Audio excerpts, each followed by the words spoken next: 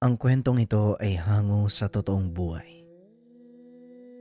Mula ito sa isa nating kabayan na itago na lang natin sa pangalang Solomon.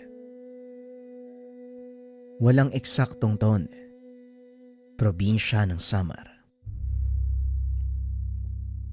Ang bertud at kakayahan na inyong matutunghayan, masasabing isa sa pinakakakaiba, isa sa pinakamalakas na tinangan ng isang tao. Nagagawa ng mutya na ito ang magpagaling ng anumang karamdaman at sa pambihirang pagkakataon, nagagawa nitong bumuhay ng namatay. Ito ang naging karanasan ng ating tampok na karakter. Si Solomon ay lumaki sa pangalaga ng kanyang lolo Mako, isang mahusay na serohano. Maliban sa pagiging manggagamot, kilala din sa kanilang baryo bilang malakas na mambabarang. Ngunit sa kabila nito, kinagigiliwan at inrerespeto ng mga tao si Mang Mako dahil marami itong natulungan gamit ang kanyang kapangyarihan. Nang mga sandaling ito, 10 taong gulang pa lamang si Solomon. Kakarating pa lang sa tahanan ni Mang Mako, inihatid ng kanyang ina para doon muna pansamantalang manirahan habang inaayos ang buhay sa syudad. Nung una, naging mahirap para kay Solomon ang lahat. Dahil hindi ito sanay sa buhay probinsya, lalo pa at walang kuryente. Tanging gasera at kandila lang ang nagsisilbing liwanag sa gabi. Sa umaga naman, walang ibang nakikita si Solomon kung hindi ang mga alagang hayop. Palaging nagmumukmok ang paslit sa kwarto o hindi kaya naman nakaupo sa ilalim ng puno ng mangga. Naghanap ng paraan si Mang Mako para mabaling ang atensyon ng apo. Ito ay ang turuan si Solomon ng ilang simpleng pamamaraan, kagaya ng pagpapatubo ng halaman gamit ang mga orasyon. Hindi naman nabigo si Mang Mako dahil nagawa nitong ibaling ang atensyon ni Solomon. Kaso nga lang ang problema, seneryoso nito ang pagiging manggagamot. Mukhang tuwang-tuwa ka sa ginagawa mo ngayon, Solomon. Ano sa palagay mo? Maganda ba ang merong taglay na kakayahan? Simpleng kaalaman ng pambabarang pa lang ang itinuro ko sa iyo. Meron pang mas malalim at mas komplikadong pamamaraan kaysa sa pagpapatubo ng halaman. Wika ni Mang Mako habang nag-iikot sa ginawang hardin ng apo. Parang gusto ko pong pag-aralan yung lahat ng nalalaman nyo, Lolo kung tuturuan nyo ko. Tugon ni Solomon. Depende sa magiging takbo ng panahon, apo. Bata ka pa. Mahaba pa ang landas na tatahakin mo. Sa ngayon, makontento ka muna sa kung ano ang nalalaman mo at kung ano ang kayang gawin. Wika ni Mang Mako. Ngunit walang nakapigil ng kagustuhan ni Solomon na matuto. Habang nagdadaan ng panahon, unti-unting natututo si Solomon sa sariling pamamaraan hanggang sa sumapit sa edad na 20. Naging mas malawak ang kaalaman ng binata. Mukhang hindi na kita kailangang turuan. Mahusay ang paggamit mo ng kaalamang itinuro ko sa iyo. Ngayon, siguro handa ka na para mas magtaas pa ng aral. Ibig sabihin ho, tuturuan mo na ako? Yan ay kung gusto mo. Oo naman ho, matagal ko nang hinihiling sa inyo na turuan ako Pues, ituturo ko sa iyo ang lahat ng aking kaalaman. Ngunit sasabihin ko ngayon pa lang, hindi biro ang pagdadaanan mo. Ang mga itinuro ko sa iyo noon, wala pa sa dulo ng kalingkingan ng kabuuang kaalaman ng barang. Sana lang ay makayanan mo. Hindi ho ako nangangako, pero hindi rin ako susuko. Sisikapin kong makayanan ano man ang pagsubok na pagdaanan ko. Pag-uusap ng maglolo. Nang gabing iyon, inilabas ni Mang Mako ang napakaraming libro. Lahat ng ito ay tungkol sa pambabarang. Naglalaman ito ng ilang pamamaraan kung paanong gagamitin ang kakayahan sa mabuting paraan. Ang nilalaman ng mga libro na yan, pamamaraan kung paanong gamitin ang pambabarang sa panggagamot. Aba lolo, mukhang marami nga to ah. Pero sige, pag-aaralan ko po ang lahat. Wika ni Solomon. Napansin nito ang isang itim na libro na gawa sa balat ng hayop ang takip. Akmang dadamputin na sana ng binata nang biglang agawin ni Mang Mako. Hindi pa para sa'yo ang nilalaman ng aklat na ito. Hala, sige na, magpahinga ka at bukas mo simula ng pag-aaral. Sandali lang ho lolo, ano ba ang laman ng libro na yan? Ang nilalaman ng librong ito ay ang madilim na katotohanan ng kaalaman sa pambabarang. Ayokong matutunan mo ang mga aral mula sa librong ito dahil hindi ko gustong matulad ka sa akin. Wika ni Mang Mako. Wala po akong alam sa kung anong nangyari sa inyo sa nakaraan lolo. Wala rin naman nasabi sa akin si nanay tungkol sa inyo eh. Maaari ko po bang malaman ang kwento nyo? Alam kong kukulitin mo ko tungkol sa bagay na yan. O siya, sige, ipapaliwanag ko sa'yo. Kumuha ka muna ng kape. Mahaba ang ating pag-uusapan. Wika ni Mang Mako. Dali-dali namang tumayo si Solomon para sundin ang utos ni Mang Mako. Pagbalik nito, bitbit ang 2 tasa ng kape. Sinimula ng matanda ang pagsasalaysay. Alam mo ba, Solomon, hindi ako talaga manggagamot. Gaya mo, nagsimula akong matuto ng kaalaman sa pambabarang. Sa murang edad ako nagsimula. Ngunit taliwas sa mga nalalaman mo ngayon ang aking natutunan. Ano? Ano po ang ibig niyong sabihin? Ang aral mula sa aklat na ito ang aking natutunan. Sa ngayon, hahayaan kitang basahin ang nilalaman nito. Pero hindi ako papayag na pag-aralan mo ang kaalaman ng pagpatay ng tao gamit ang barang. Wika ni Mang Mako. At habang binabasa nito ang nilalaman ng aklat, pinaliwanag ni Mang Mako ang kanyang nakaraan. Kaunting pagbabalik tanaw sa buhay ni Mang Mako. Nang mga panong ito, 10 taon pa lang si Mang Mako at gaya ni Solomon, natutong mamuhay sa piling ng ibang tao dahil iniwan din ito ng mga magulang. Sa kasamaang palad, hindi maganda ang mga itinuro sa kanya ng taong kinalakihan. Kinakatakutang mambabarang sa kanilang baryo ang tsuwi ni Mang Mako na ang pangalan ay Tasyo. Kasagsagan ng digmaan laban sa mga Hapon ng mga sandaling iyon, kaya nababalot ng karahasan ang buong bayan. Upang mabuhay, pinili ni Mang Tasyo na kumapit sa patalim. Ito ay sa pamamagitan ng pag-anib sa mga Hapon. Malaking pera ang pangako ng mga opisyal ng militar kapalit ng pagkamatay ng ilang mahalagang opisyales ng mga dayuhan. At ang ginamit nilang pamamaraan sa pagpatay ay ang ritual ng pambabarang. Ito na ang buhay mo ngayon, Mako. Wala ka nang magagawa kung hindi yakapin ito. Wala nang mga magulang mo at kung gusto mong mabuhay sa panahong ito, sumabay ka sa Agos. Wika ni Mang Tasyo. Pilit nitong tinuruan si Mako ng mga aral ng pambabarang hanggang sa lubusan nitong matutunan ang lahat. Isang araw habang nagsisibak ng kahoy, May mga taong dumating at kinausap si Mang Tasyo. May inabot na papel ang mga ito at isang litrato. Matapos makipag-usap, umalis na ang mga ito. Nilapitan ni Mang Tasyo si Mako upang kausapin.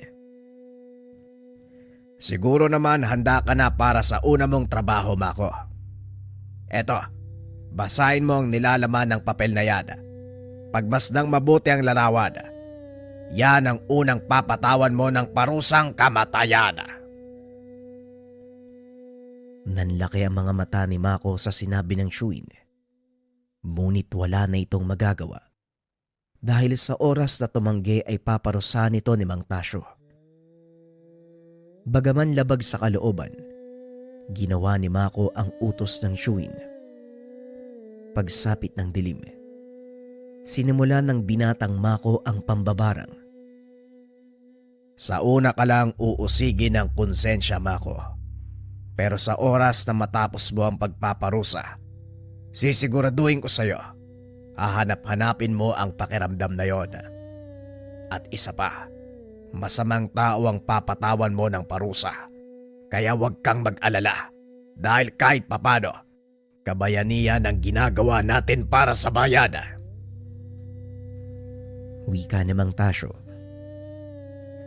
Inisip na lang din ni Mako na para sa ikabubuti ng lahat ang pagkitil niya ng buhay, kaya itinuloy nito ang pinapagawa ng Shuin.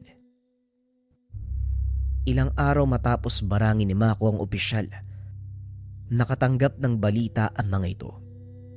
Kinumpirma ang kamatayan ng taong iyon. Halos hindi makapaniwala ang binata. Nakapatay siya ng tao sa kauna-unahang pagkakataon. Nasundan pa ito ng ilan pang biktima hanggang sa tila nasanay na lang si Mako. Napatunayan itong totoo ang sinasabi ng Shuin. Natagpuan ng binata ang sarili, aliw na aliw sa pagkitil ng buhay gamit ang kaalaman ng barang. Habang tumatagal, tila hindi na kontrolado ni Mako ang sarili na kahit ang mga inosenteng kababaryo, binabarang nito. Kaunting pagkakamali lang ng mga tao sa kanya, tinataniman niya ng sakit. At ang pinakamalalang nagawa ng binata, nang patayin nito ang Kapitan del Barrio, nang minsan siyang sitahin dahil sa pag-inom ng lambanog sa tabi ng daan. Walang pagdadalawang isip itong binarang ni Mako hanggang sa namatay. Ngunit hindi nagtagal nakahanap ng malakas na katapatang binata, isang mahusay na mambabarang na nagngangalang Mang Hinaro. Kilala itong manggagamot sa lugar. Hindi inaasahan ng binata na lalapit ang isa sa mga nabiktima sa matanda. Walang kamuwang-muwang si Mako na natuntun siya nito. Nang mga sandaling iyon, mag-isang nakaupo sa atangan ng bahay ang binata habang nakatulala. Nakabalik lang ito sa wisyo nang bigla siyang tapikin ng isang matanda. Mawalang galang na iho. Ito ba ang tahanan ni Tasyo? Ito nga ho. Bakit niyo po siya hinahanap? Ganun ba? Ikaw marahil ang kanyang pamangkin, si Mako. Ako nga po. Bakit po, Manong? Alam mo bang may lumapit sa akin pasyente? Binarang ito. Matindi ang tama sa kanyang binti at alam kong ikaw ang may gawa nun. Nanlaki ang mga mata ni Mako nang marinig ang sinabi ng matanda. Nakita nitong papasok ng bakuran ang Shuin, kaya pasimple itong tumayo. Alam mo, Manong, malaki kasi yung kasalanan sa akin ng taong yun eh. Kaya binigyan ko siya ng ilang pigsa sa hita. Kahit na, hindi mo dapat ginagamit sa pananakit ng kapwa ang kaalaman mo. Kahit anong dahilan. Wika ni Mang Hinaro. Sa pagkakataong iyon si Mang Tasyo ang nagsalita. Bawalang galang na po. Ano ba ang problema? at tila naririnig kong pinangangaralan niyo ang pamangkin ko. Huwag kang magmaang-maangan, Tasyo. Dahil alam kong ikaw ang dahilan kung bakit walang habas na ginagamit ng batang ito ang kakayahan ng barang. Nananakit siya ng tao. Disiplinahin mo ang pamangkin mo kung ayaw mong ako mismo ang gumawa nun para sa'yo. Wika ni Mang Henaro. Alam mo, Manong, masamang tawang binabarang ng pamangkin ko. Kaya hindi ko siya pipigilan sa anumang gustong gawin.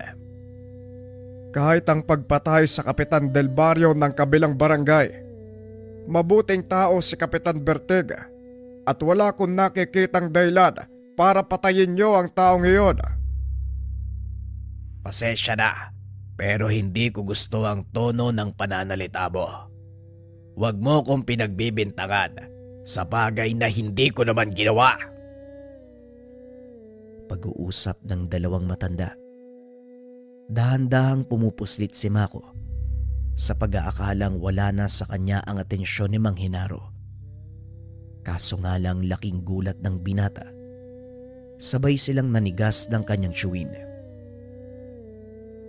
Magsilbi sanang babala sa inyo ang araw na ito, Tasyo. At ikaw naman, binata, huwag mong sayangin ang kakayahan mo. Malakas kang mambabarang. Nakakapanghinayang kung sa kasamaan mo ito gagamitin. Isinumpa ka na simula nang natutunan mo ang kakayahan na yan. Kaya wag mo nang palalain pa ang kasalanang bumabalot sa pagkatao mo. Wika ni Mang Henaro. Matapos ay may sinot ito sa leeg ng binata. Nanghina si Mako. Napaluhod. Ano tong nilagay mo sa akin? Bakit hindi ko matanggal? Isa yang uri ng bertud. Walang nabawas sa kakayahan mo. Pero sa tuwing gagamitin mo ito sa kasamaan, kusang mawawalan ng bisa ang iyong kapangyarihan. Simula ngayon, matututo kang pag-aralang gamitin ang barang sa pagtulog, hindi para maminsala ng iba. Wika ni Mang Henaro. Nilingon nito si Mang Tasyo na noon ay namimilipit habang sinasapo ang lalamunan. At ikaw naman, dahil wala kang kakayahang magdisiplina, sa halip na ikaw ang maging mabuting ehemplo, dinala mo sa sangang daan ang pamangkin mo. Kayan tuloy naligaw. Yan ang bagay sa'yo. Humarap sa nilalang na nagbigay ng kapangyarihan mo. Tinutok ni Mang Henaro ang kanyang daliri sa leeg ni Mang Tasyo. Walang pagdadalawang isip itong pinatay. Muling binalikan ng matanda si Mako. Inakay ito para tumayo. Sumama ka sa akin. Wala kang mararating sa lugar na ito. Mapupuno lang ng galit ang puso mo. Simula ng araw na yun, unti-unting nagbago ang buhay ni Mako sa tulong ni Mang Henaro. Nagawa nitong matutunang gamitin ang kakayahan upang makatulong sa kapwa. Kalaunan, naunawaan ang kahalagahan ng buhay. Naging panata din ni Mako ang pagtulong sa kapwa. Hindi rin siya nanghihingi ng kapalit bilang kabayaran sa lahat ng masamang nagawa niya. Hindi nagtagal ay namaalam si Mang Henaro.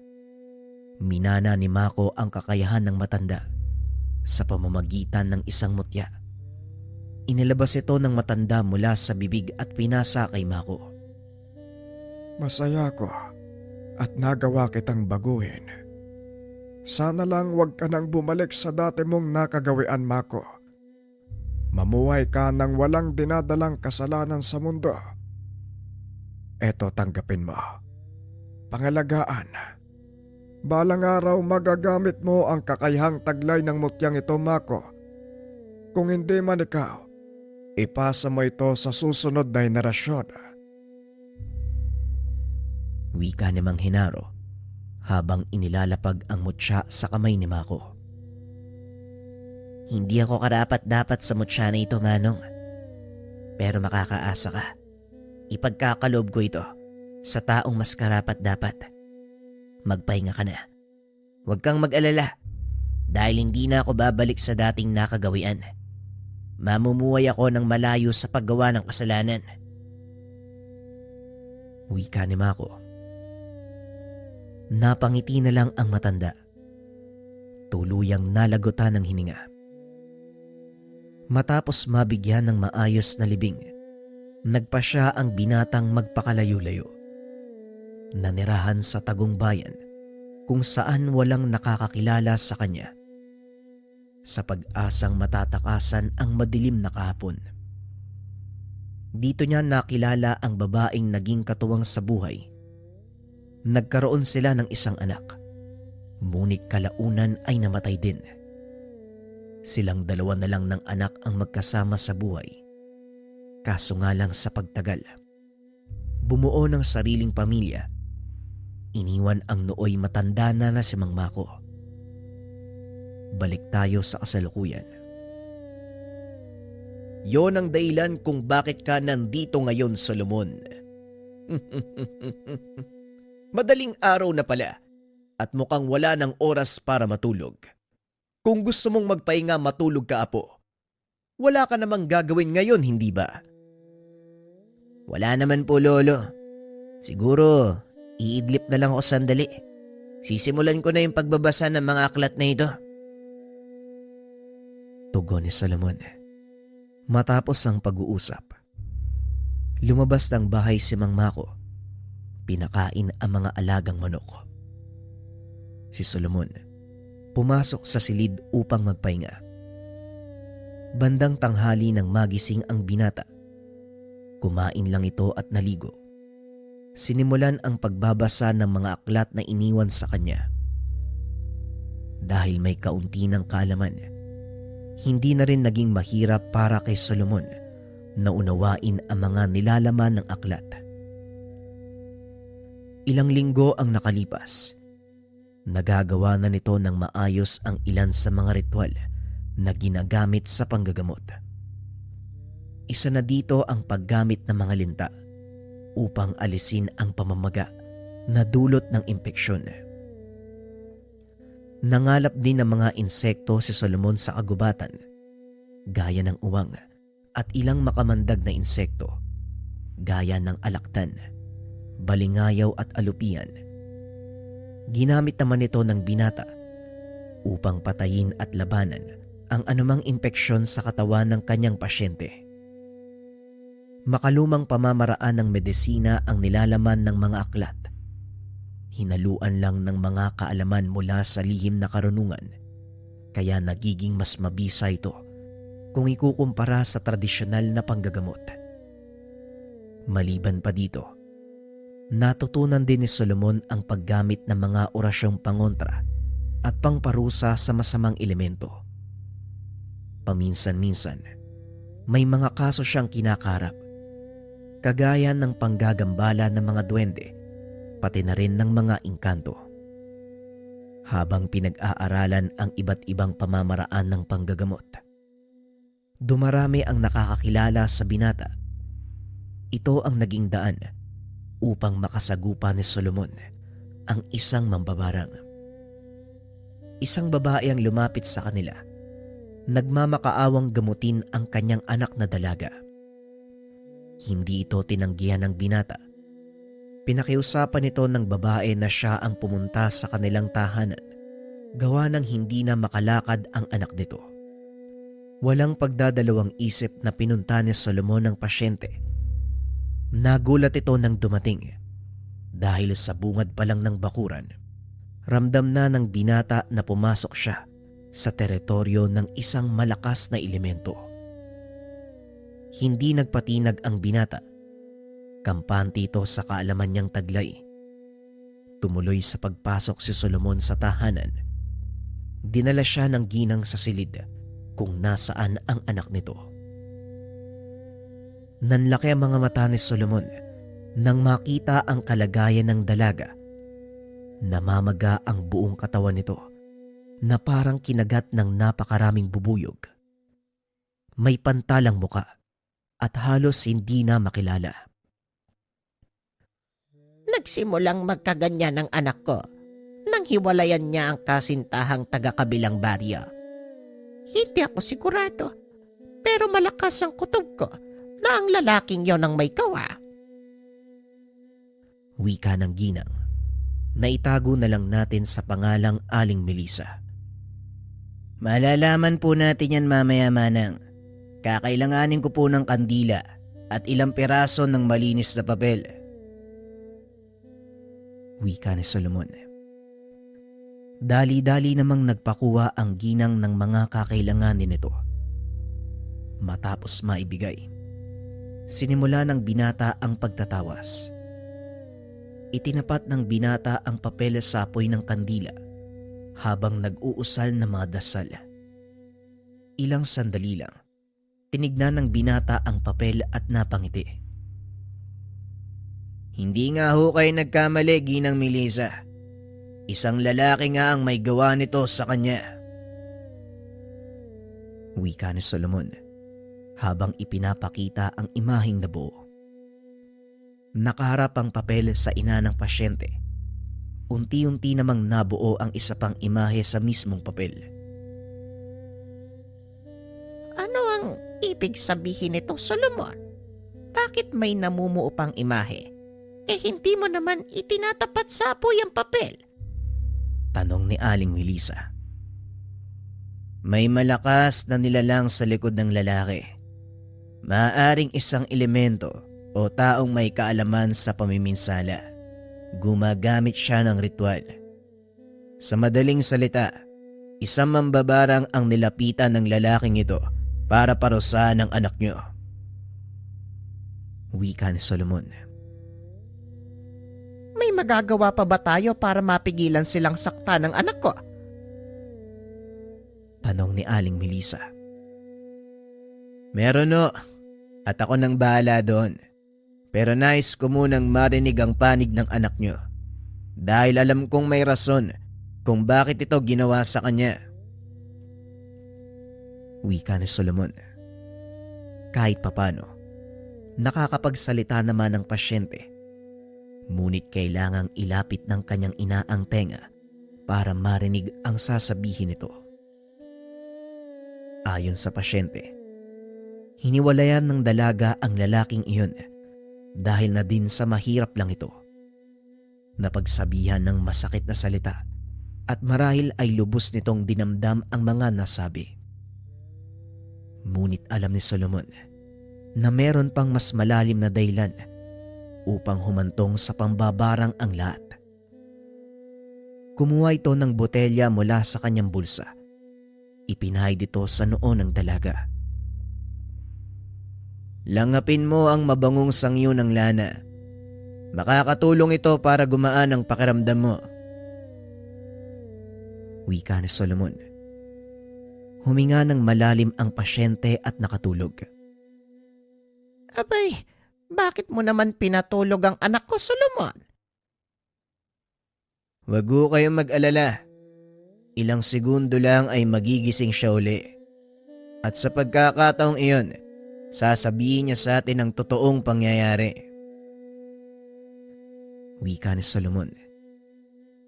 Ilang sandali nga ang nakalipas ay nagising ang dalaga. Muli itong tinanong ni Solomon. Ngayon, maaari mo na bang sabihin ang katotohanan? Hiniwalayan ko yung lalaki dahil may mahal na akong iba. Mas mayaman ko ikukumpara sa kanya at kayang ibigay ang lahat ng gusto ko. Wika ng dalaga. At ayon pa dito, matagal niya nang niloloko ang kasintahan. Lingid sa kaalaman nito, meron pang karelasyon ng dalaga. Sa kasamaang palad ay natuklasan nito. Kung minsan, hindi natin masisisi ang mga taong bumaling sa kasamaan dahil tayo mismo ang nagtutulak sa kanilang gumawa ng masama.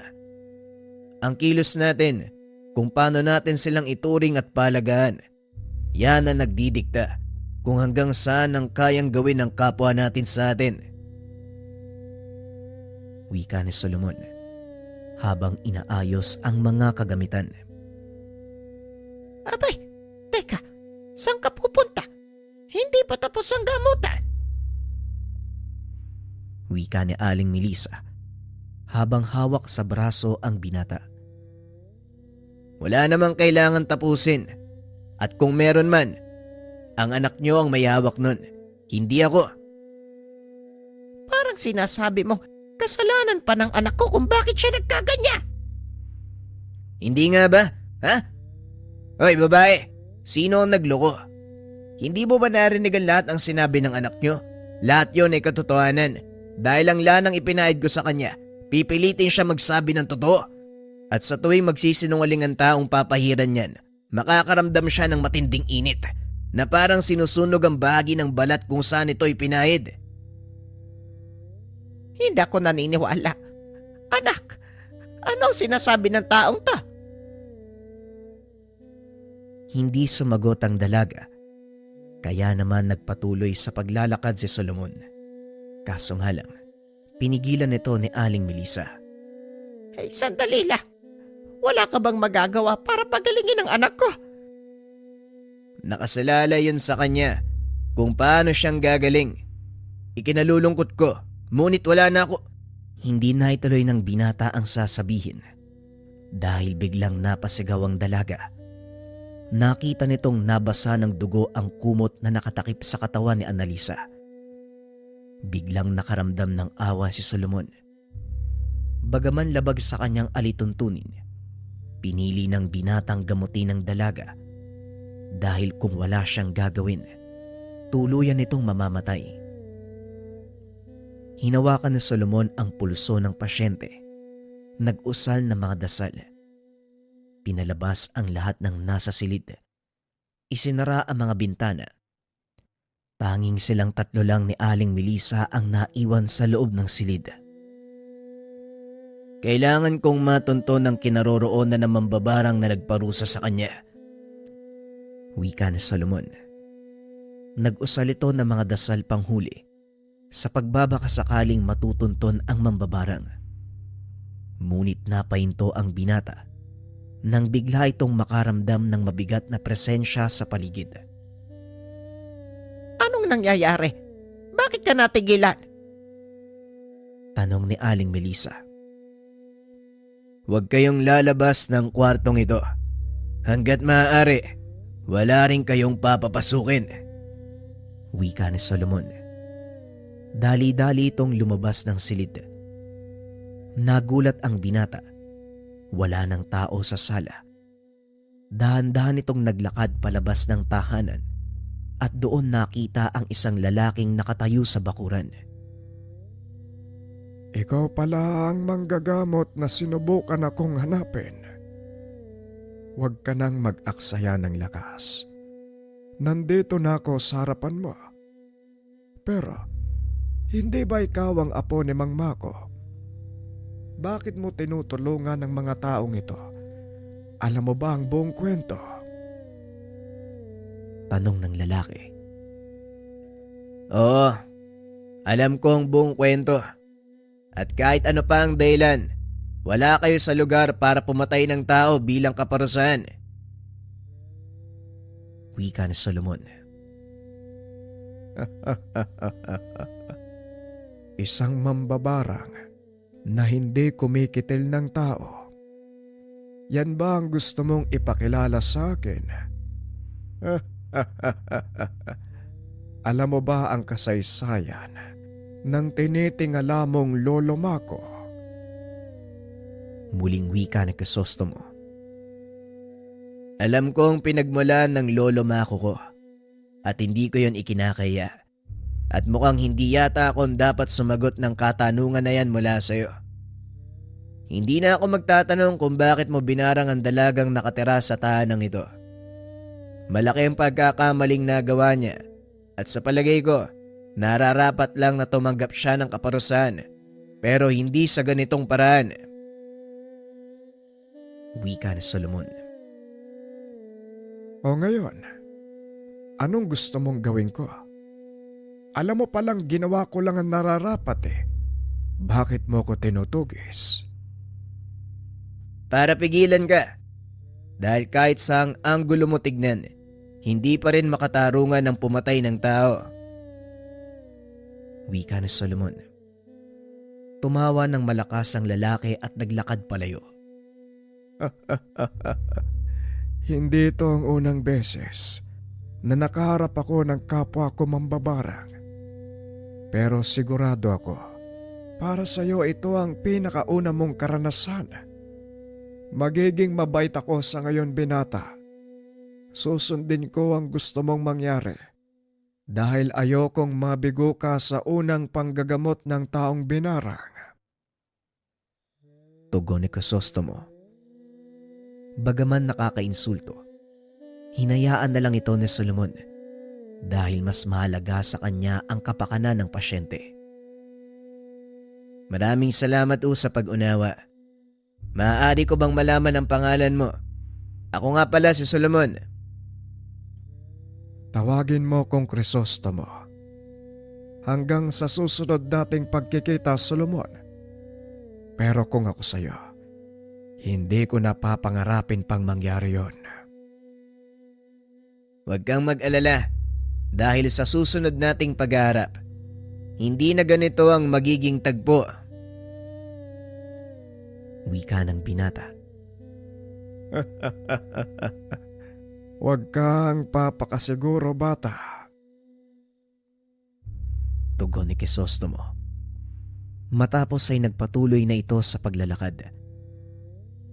Nakahinga ng maluwag si Solomon dahil alam nitong wala siyang panama sa lalaking iyon. Ramdam niya ang kakaibang lakas na bumabalot sa katawan ni Crisostomo. Dali-daling pumasok ng tahanan ng binata upang tignan ang kalagayan ng pasyente. Ano nang nangyari sa anak ko? Magiging maayos na ang kalagayan niya. Nagawa kong pakiusapan ng mambabarang. Ngunit kailangan kong manatili hanggang bukas para masiguro ang tuluyan niyang paggaling. Wika ni Solomon. Naupo ito sa tabi ng higaan ng pasyente kasama si Aling Melissa. Magdamag na inobserbahan ang kalagayan ng dalaga hanggang sa mag-umaga. Nawala na ang pamamaga ng katawan ni Annalisa. Magaling na ang anak ko. Wika ng ginang. Laking pasasalamat ni Solomon dahil tumupad sa sinabi ang nakaharap na mambabarang. Magaling na ho ang anak niyo. Magpapaalam na po ako. May sinulat akong ilang panuto na kailangan niyong sundin. Wika ni Solomon. Matapos ay nagpaalam na ito. Wala man lang narinig na pagpapasalamat ang binata. Ngunit para kay Solomon baliwala na ito. Sanay na siya sa ganitong ugali ng mga tao. Pagdating sa tahanan, kaagad kinausap ng binata si Mang Mako. Matanong ko lang ho, may kakilala po ba kayong Crisostomo? At bakit mo naman naitanong? Siya po ang nakaengkwentro ko, Lolo. Mabuti na lang hindi kami nagkabanggaan. Nakinig sa pakiusap ko. At paanong nangyari yun? Sigurado ka bang si Crisostomo ang nakaharap mo? Hindi po ako maaaring magkamali, Lolo. Yun ang pangalan ng taong nakausap ko kagabi. Harapan niya akong kinumpronte nung nalaman kong siya yun ang barang sa pasyente ko. Imposible ang sinasabi mo. Dahil matagal nang patay si Crisostomo, papaanong nangyaring makakarap mo siya? Baka naman impostor ang taong iyon. Alam mo, kilala si Crisostomo sa lugar na ito bilang malakas na mambabarang. Marami na siyang napatay. Noon bago kami magkaharap, at masisigurado ko sa iyo, patay na ang taong yun dahil ako mismo ang pumatay sa kanya. Pag-uusap ng dalawa. Ngunit hindi pa rin kumbensido si Solomon sa sinabi ng matanda. Pasensya na, Lolo. Pero alam ko kung ano nakita at narinig ko. Kilala niya kayo at sigurado akong buhay siya. Hindi rin ako nakakasiguro kung siya nga ang tinutukoy ko. Siguro'y malalaman na lang natin yan. Halika, may pupuntahan tayo at may ipapakita ako sa'yo. Wika ni Mang Mako. Dali-dali itong kumuha ng tungkod. Naglakad palabas ng bakuran. Mabilis namang sumunod si Solomon. Saan po ba tayo pupunta, Lolo? Parang kagubatan na to ah. Pupunta tayo sa lugar kung saan ko inilibing si Crisostomo. Wika ni Mang Mako.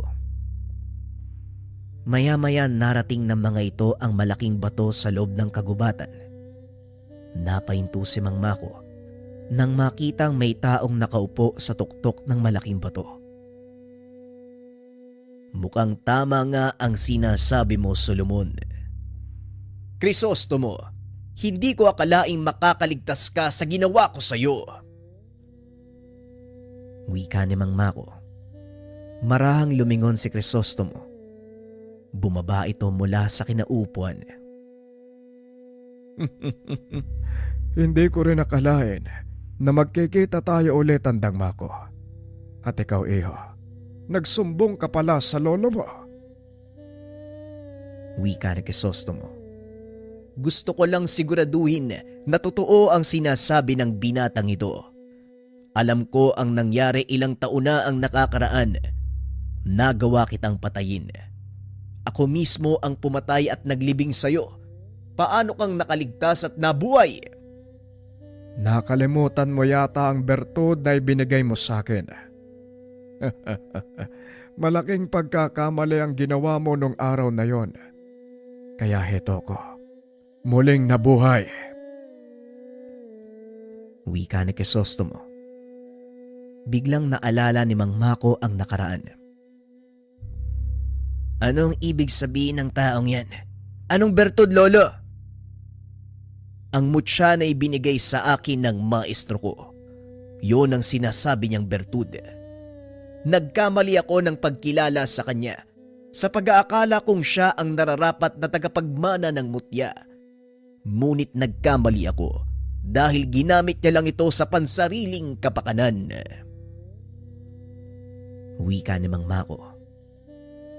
Masyado ka lang naging negatibo. Saan mo ba dapat gamitin ang mutya?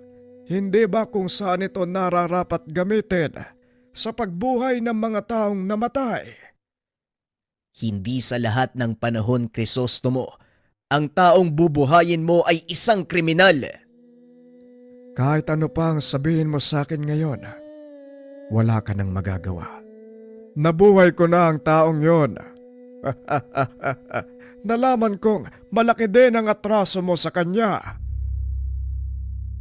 Maya-maya, isang lalaki ang naglalakad papunta sa kanila. Nanlaki ang mga mata ni Mang Mako dahil ang taong binuhay ni Crisostomo walang iba kung hindi si Mang Tasyo. Kumusta na ang walang utang na loob kong pamangkin? Matapos kong ituro sa iyo ang lahat ng nalalaman ko, hinayaan mo kong mabulok sa ilalim ng lupa.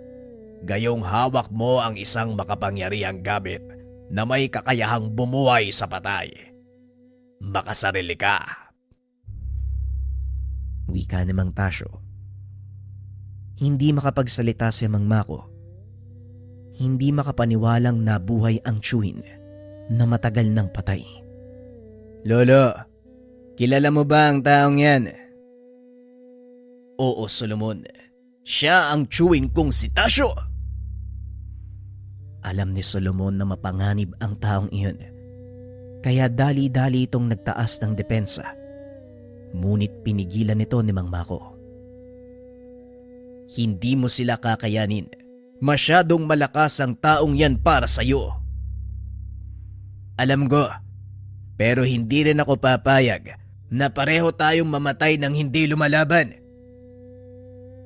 Hinawakan ni Mang Mako ang kamay ng binata at muling nagsalita. Ako ang gumawa ng problemang ito, kaya hayaan mong ako ang humarap. Umalis ka na sa lugar.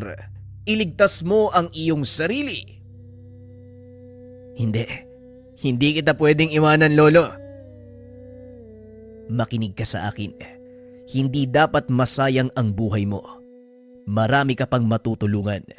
Kaya't sige na, umalis ka na. Hindi, Lolo. Hindi ako aalis sa tabi mo kahit ano pang sabihin mo. Solomon, apo, matanda na ako at alam kong dumating na ang pagkakataon upang mamaalam sa mundo. Tandaan mo lang, wala kong pagsisisihan kung sakaling mamatay man ako sa buhay na ito. Nagawa ko na ang dapat kong gawin, samantalang ikaw ay nagsisimula pa lamang. Pero Lolo, Hindi pwede! Umalis ka na. Tandaan mo, ipinagmamalaki kita. Wika namang Mako. Sabay tulak sa binata. Matapos ay sinugod nito ang dalawang kalaban. Hindi maiangat ni Solomon ang kanyang katawan dahil sa malakas na enerhiyang bumabalot sa paligid. Nang mag-angat ng tingin si Solomon, nakita nitong nakikipagpalitan ng atake ang matanda gamit ang mga dasal. Pero kung titignan, nakatayo lang ang mga ito at nagtititigan. Hindi makikita ng pangkaraniwang mata ang mga sandatang nagliliparan sa pagitan ng magkabilang panig. At dahil mag-isa si Mang Mako, wala itong magawa. Pilitin man ni Solomon, hindi niya magawang maiangat ang katawan dahil sa lakas ng tigalpong ibinato sa kanya. Napasigaw si Solomon nang makita nitong napaluhod ang matanda. Lumingon ito sa kanya at gumiti. Ito ang huling beses na nakita ni Solomon ang mukha ng matanda. Matapos ay bigla itong naglaho, kasabay ng dalawa pang kalaban. Umalingaw-ngaw sa paligid ang boses ni Crisostomo. Magpalakas ka. Dahil sa oras na magkaharap tayo muli, hindi kita bibigyan ng pagkakataong mabuhay.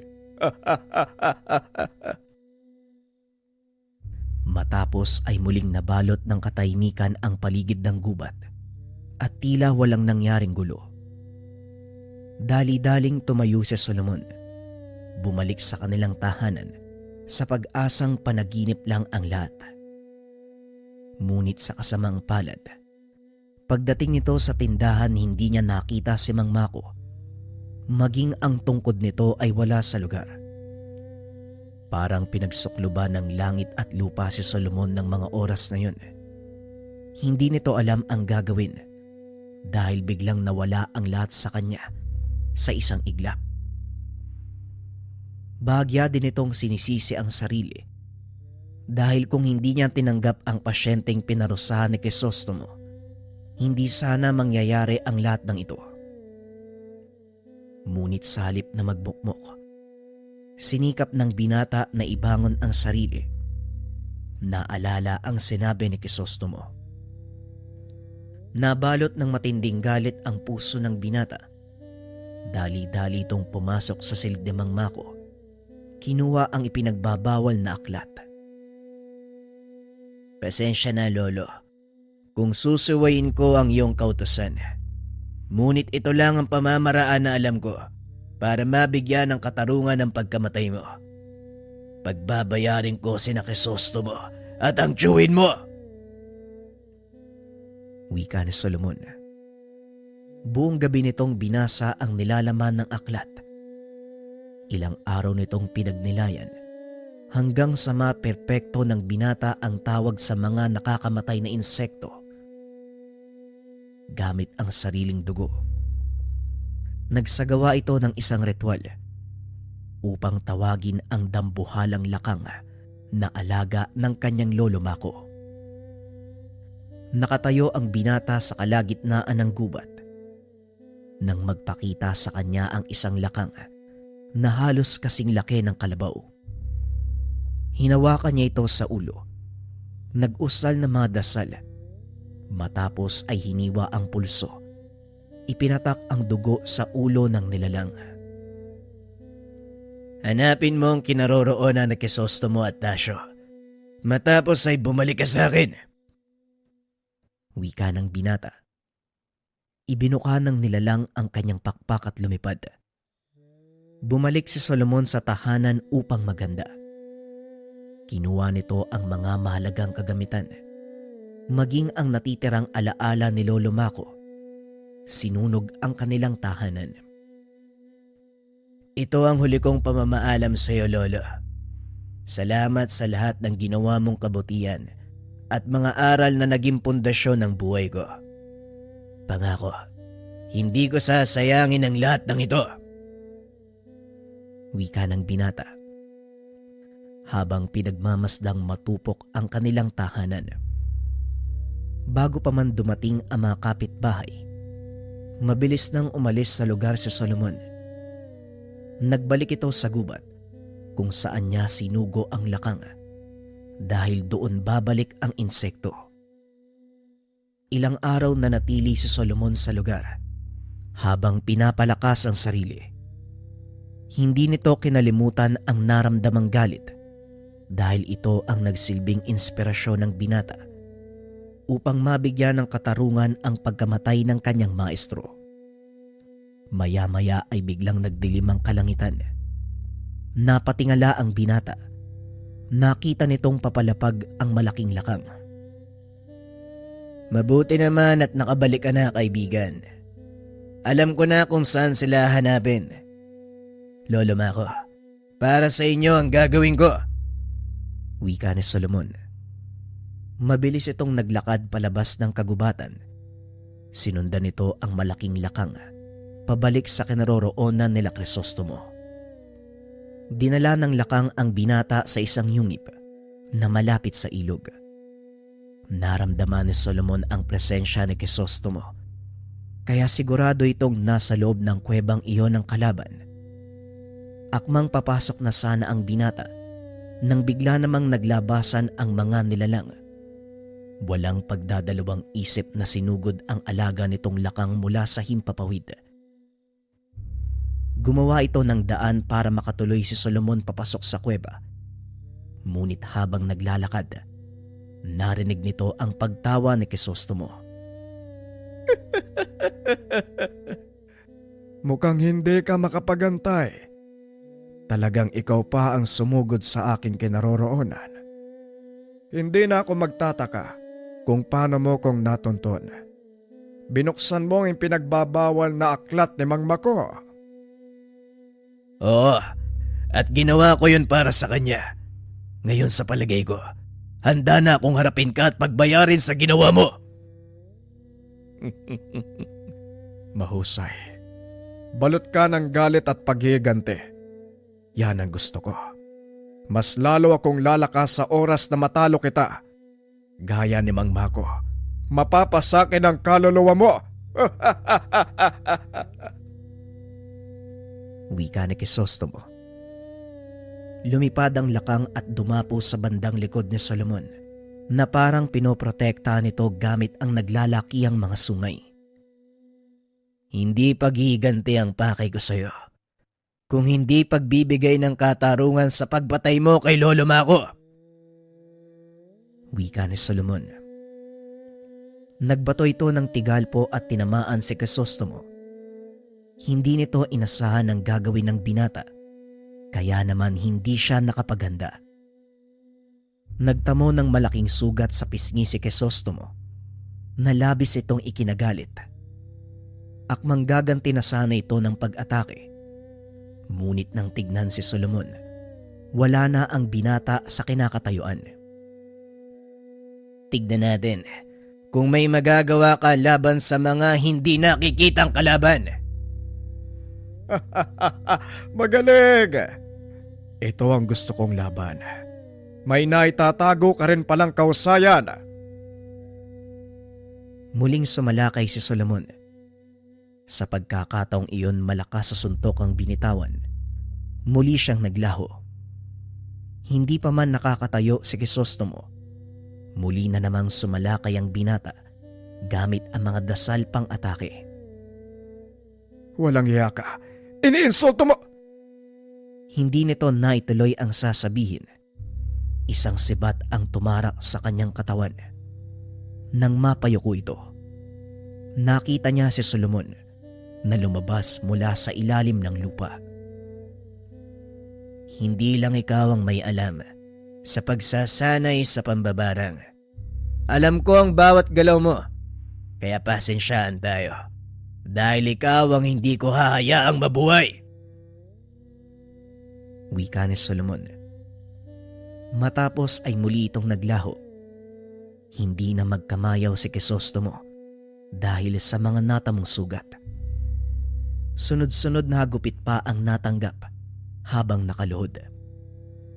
Hanggang sa tuluyan ng tapusin ng binata ang buhay nito sa pamamagitan ng pagputol ng kanyang ulo.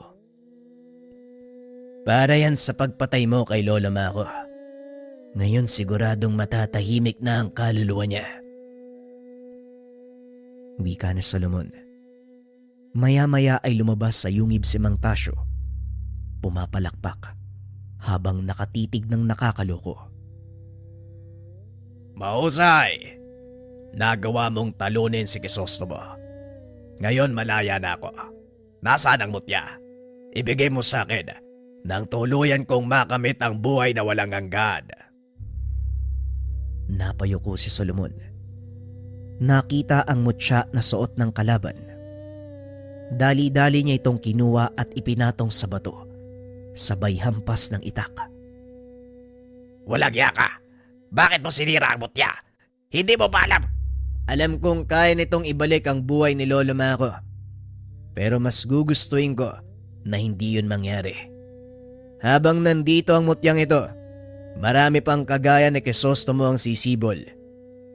Isang bagay pa nga pala, hindi ka naaabutan ng sikat ng araw. Muli kang babalik sa pagiging alikabok. At kahit saan ka magsuot, hindi mo matatakasan ng kamatayan. Wika ni Solomon sabay talikod. Naglakad ito palayo. Sumugod naman si Tasyo, ngunit hinarang ito ng malaking lakang gamit ang kanyang malaking sungay. Idinikit nito sa puno ang matanda. Tumayo sa tabi ng lakang si Solomon. Pinanood na tamaan ng sikat ng araw si Tasyo. Unti-unting napudpod ang katawan hanggang sa tuluyang maging alikabok. Naisagawa na natin ang ating misyon, kaibigan. Maaari ka na magpahinga. Wika nito sa lakang. Nagukayang malaking nilalang upang ibaon ang sarili sa lupa. Umalis na sa lugar si Solomon. Nagbalik sa nasunog na tahanan at doon ay nagtayo ang binata ng isang maliit na lapida gawa sa bato na merong pangalan ni Mang Mako. Nag-alay ng mga bulaklakang binata, nag-usal ng ilang panalangin. Sabay buhos ng paboritong lambanog ng kanyang lolo sa lapida. Paalam, Lolo Mako. Salamat sa lahat. Huwag kayo mag-alala. Alam ko na ang daan kong tatahakin. Magpahinga na kayo. Hanggang sa muling pagkikita. Matapos ang kaganapang iyon, nilisan ni Solomon ang baryong kinalakihan. Pinili nitong magpakalayo-layo at mamuhay sa ibang panig ng bansa. Hanggang sa mapadpad ito sa Kamaynilaan, doon ipinagpatuloy ni Solomon ang kanyang panggagamot. Maraming kumilala sa kanyang kausayan, ngunit wala ni isa sa mga ito ang nakakaalam ng totoong pagkatao ng binata.